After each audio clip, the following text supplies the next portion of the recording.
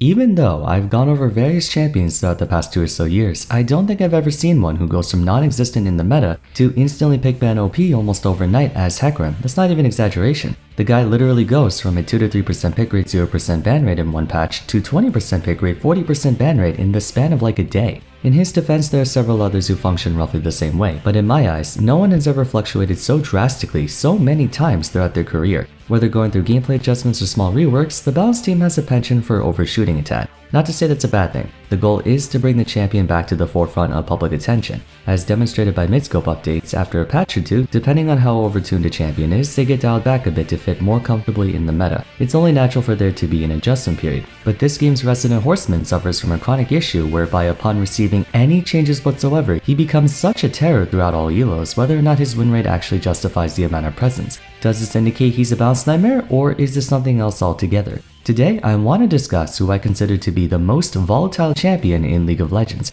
Hecarim, the Shadow of War. Before I continue though, I have a quick shout out for today's sponsor. Hextech Store is back once again. It's a place where you can purchase Hextech crafting related items like orbs, chests, or keys at a discounted price. If you often find yourself buying orbs and chests, then you can get more for your money by using their store. After purchase, they gift you the items in game. You can use my code Vars for another discount as well. To celebrate the new Spirit Blossom event, they're also hosting a stream of giveaways on their Discord server, so feel free to check that out. Thanks again to Hextech Store for sponsoring the video, but for now, let's get back into it. If I'm being honest, I was tempted to make a why no one / why everyone plays episode on him, but he kept swinging back and forth from one to the other that I felt like I couldn't pin him down in either. As mentioned briefly in the intro, the player base is quite vocal about how Riot is gratuitous or generous in regards to numbers when performing a gameplay update, whether intentionally or not. There's a part of me that agrees, but another that sympathizes with that approach. The idea behind these gameplay updates is to help out a struggling champion, usually because they haven't seen much representation as of late. The spectrum by which a champion moves through varies from one member of the cast to the other. There might be someone who, even after receiving noteworthy adjustments, more or less remain where they are in performance. One example that comes to mind is Talia. While her mid-scope update has certainly brought her into a more practical state of usability, she still remains in a similar spot as she was before if you look at her win rate and pick rate. Conversely, there are champions of the history of crashing through the meta, figuratively and literally, after being given any amount of buffs no matter the scale. Besides Hecarim, another infamous one is Graves, though you see him more often in higher elos like Diamond 1+, on account of his ability to 1v9 games if the jungler is good. On a number of occasions, Graves would be 5% pick rate today and then 20% tomorrow. Historically, a lot of these volatile champions happen to be junglers: Hecarim, Master Yi, Graves, Kayn, Diana, and so on. There's a reason for that which I'll go through later. What determines how unstable a champion is depends on a number of factors, and it just so happens that Hecarim checks off every box for better or worse. There's too many to go through, so for this video, I'll list the 3 most essential ones. First, what is the main priority of the role that champion belongs to, and how is their kit conducive towards that priority? Second, how fundamentally applicable is that champion? Are there any unique aspects of them that lead to a steeper learning curve? Third, are there any built-in countermeasures to inhibit or prevent that champion from achieving their goal? While debatable, Hecarim may very well be the most volatile champion in the game. If you analyze his popularity dating back to Season 5, at any point in time, he's either squarely in double-digit pick rate with an equally staggering win rate and/or ban rate, or you'd be lucky to run into him once every 20 games, and his performance would be so abysmal that you could very well say he's the worst jungler. What's ironic is that his moveset is very simple both on paper and in practice. Normally, when you think of these turbo pick ban OP champions, they have 200 years written all over them, but Hecarim is surprisingly linear, almost if not exactly like a stat checker. Though even if we were to label him as such, Hecarim's experience vastly differs from that of Garen, Nasus, Mordekaiser, and so on. As a quick comparison, ever since his rework, Mordekaiser was at a constant 47 to 48% win rate in top lane in Platinum Plus, yet from patch 10.4 onwards he received nothing but buffs. More damage against monsters on his passive, more single target damage on Q, less cooldown on E, less cooldown on W, more shield storage on W, and a few months ago, the movement speed nerf was reverted. After all that, he only went up to about a 50 to 51% win rate. Hecarim, on the other hand, can receive just a small numbers adjustment and his presence quadruples from it.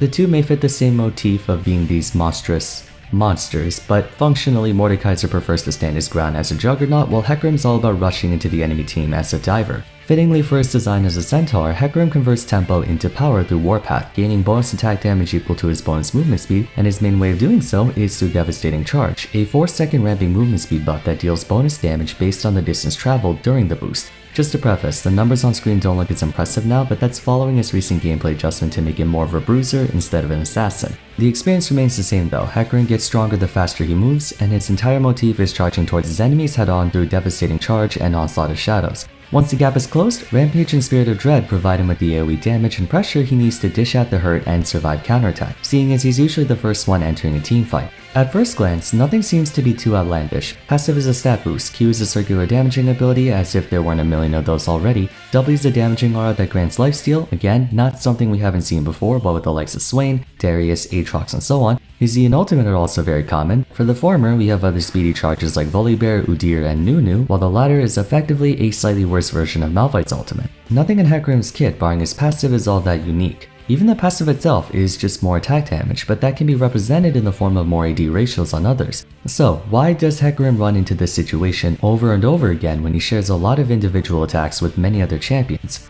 The answer is found in the context of how, when, where, and why those abilities are used. More specifically, how well he ties into the factors I brought up earlier. What is the main priority of the role that champion belongs to, and how is your kit conducive towards that priority? The jungler has a very ambiguous purpose. Depending on who you play or what your playstyle is like, one jungler can have an entirely different experience from another. Conceptually, the goal of a jungler is to be one step ahead of their opponent, no matter what they're doing. Being one step ahead can entail securing objectives like Dragon and Riftail before they do. It may imply being the first to gank a lane, having a faster clear speed, tracking enemy movements to counter gank whatever lane they're targeting. Whatever the case, you want to be faster. If you can get to a location or situation on the map faster than the enemy jungler, that's a huge advantage. Countless times, players lose fights or entire games solely because they relate to an objective or a team fight. When looking at it that way, Hecarim is the perfect jungle champion. His entire game plan is about tempo, running all over the place as fast as possible. He's able to show up to where he needs to be faster than average. Anyone with more tempo than him usually sacrifices something else. Talon's wall travel is offset by the bulk of his pressure being single target, as well as lacking any hard CC.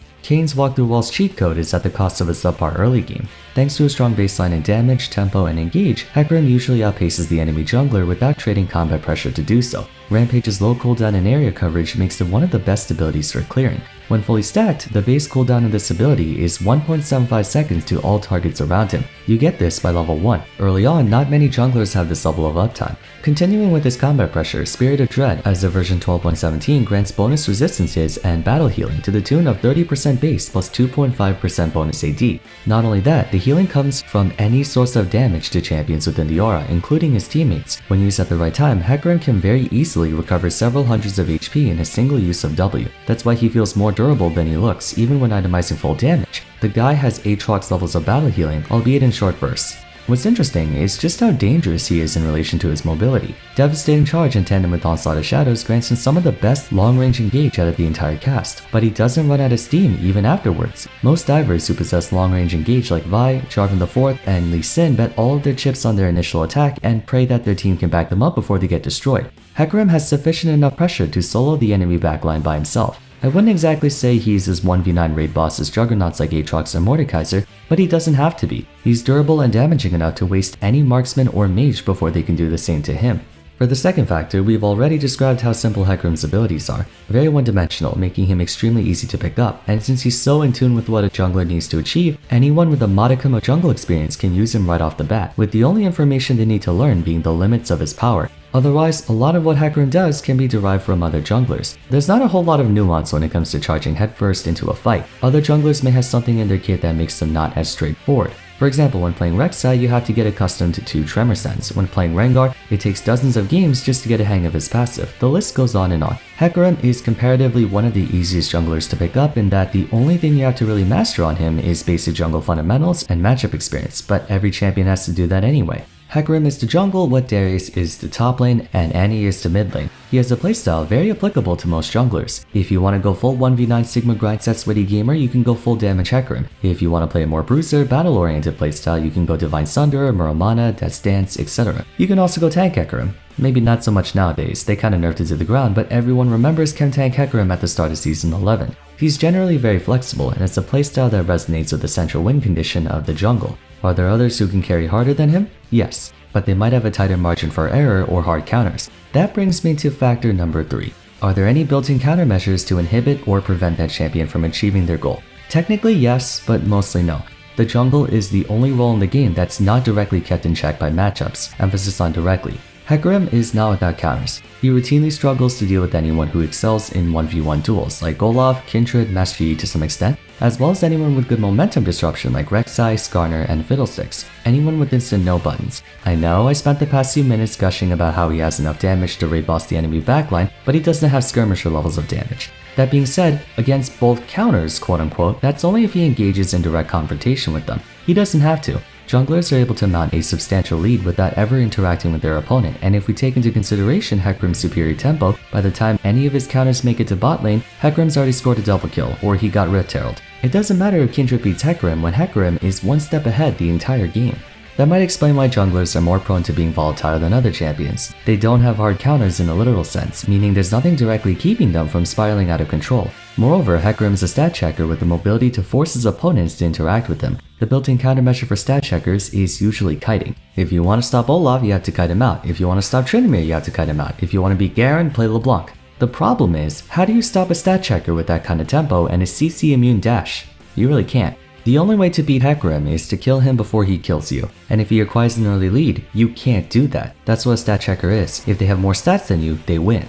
Ultimately, Hecarim is a win hard lose hard jungler, hence why he's turbo pick ban OP or non-existent, never in between. The absence of competition due to jungle's hybrid single player nature means there's nothing stopping him from taking over the meta. What kept Mordekaiser Heartstuck 47% win rate for over 2 years was that his worst matchups were and still are some of the most widely used top laners like Aatrox, Fiora, Riven, Gangplank, and Darius. That and his 2 damaging abilities are skill shots. Hecarim's mostly point and click. You can't really dodge anything except his ultimate, but with how quick and massive it is, I wish you luck on that. In a way, we can argue he's a balanced nightmare, but at the same time we can't. Hecarim is nowhere near as obnoxious as 200 years champions. He's only like this because of circumstance. He's a jungle champion, so matchups are not as relevant as, say, top lane. He's very tempo oriented, which is what junglers want. He's a diver, a playstyle that's very enjoyable to the majority of gamers and why the diver subclass is so popular. He's very build flexible. You can go full damage or tanky bruiser based on your team's needs. He's straightforward, therefore easy to learn. None of his dominance is a direct consequence of his own merits. Everything about him is counterplay. It's just the environment where he's fielded has workarounds to that counterplay, and I think that has more to do with the jungle role than it does him. He's just one of the largest beneficiaries of it.